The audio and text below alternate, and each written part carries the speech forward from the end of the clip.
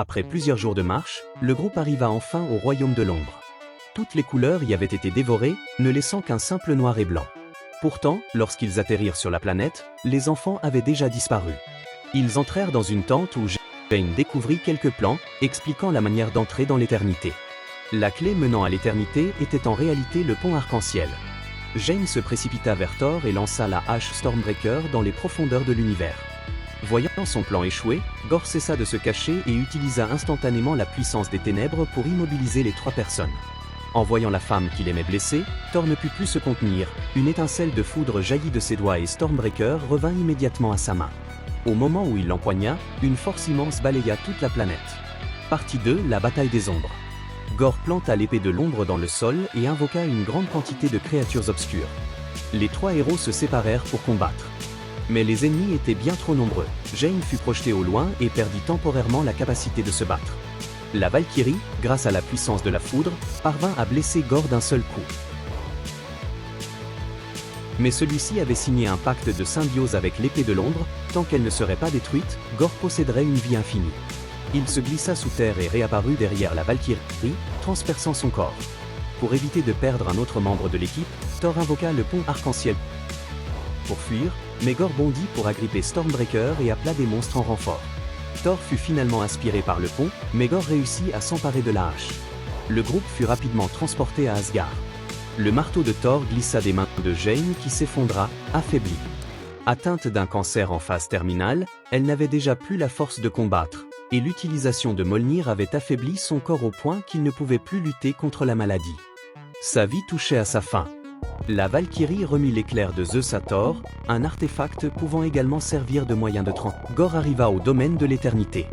Il planta Stormbreaker dans le sol, déchirant l'espace sous l'effet d'une puissance. Pendant ce temps, Gorr arriva au domaine de l'éternité. Il planta Stormbreaker dans le sol, déchirant l'espace sous l'effet d'une puissance colossale, l'immense énergie commença à faire s'effondrer la grande salle. À ce moment critique, Thor arriva juste à temps. Voyant cela, Gorr planta l'épée de l'ombre dans le sol pour invoquer d'innombrables créatures.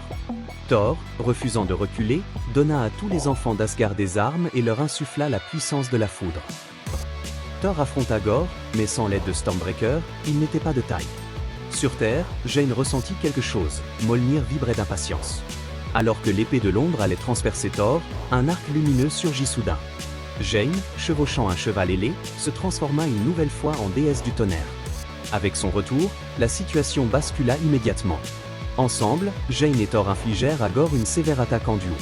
Alors que la porte de l'éternité était sur le point de s'ouvrir, Jane demanda à Thor de récupérer Stormbreaker tandis qu'elle tenterait de détruire l'épée de l'ombre. Ils se séparèrent pour accomplir leur tâche, mais Stormbreaker était fixé au sol et impossible à bouger. Thor frappa alors violemment avec l'éclair de Zeus, parvenant à libérer la hache qu'il lança aux enfants. Les enfants furent renvoyés en sécurité. Sans nul souci, Thor et Jane se battirent sans retenue. Gravement blessée, Jane tomba à terre, incapable de continuer. Gorr se précipita vers elle, épée en main, mais Thor s'interposa à la dernière seconde. Après un combat acharné, Thor réussit à arrêter l'épée de l'ombre avec la lame de foudre. Jane lança alors Mjolnir, brisant l'épée en morceaux. Mais au moment où elle tentait de se régénérer, Jane enveloppa l'arme de Mjolnir et invoqua la foudre pour la détruire définitivement. Mjolnir fut également réduit en miettes, et Jane perdit la protection de ses pouvoirs divins, devenant extrêmement faible. La porte de l'éternité étant désormais ouverte, Gorr allait faire son vœu. Thor, par les mots, parvint à toucher son cœur. Gorr renonça à sa vengeance et choisit de ressusciter sa fille. En voyant son visage innocent, il la confia à Thor avant de mourir. Jane, elle aussi, arriva au terme de sa vie et se dissipa en une lumière céleste. Thor devint alors père adoptif.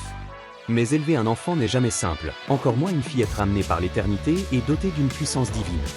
À son jeune âge, elle maîtrisait déjà la force du tonnerre et pouvait soulever Stormbreaker. Sous l'entraînement de Thor, ils commencèrent à protéger le monde ensemble. Dans la scène post-générique, Zeus, toujours vivant, appela son fils Arès pour préparer sa vengeance contre Thor.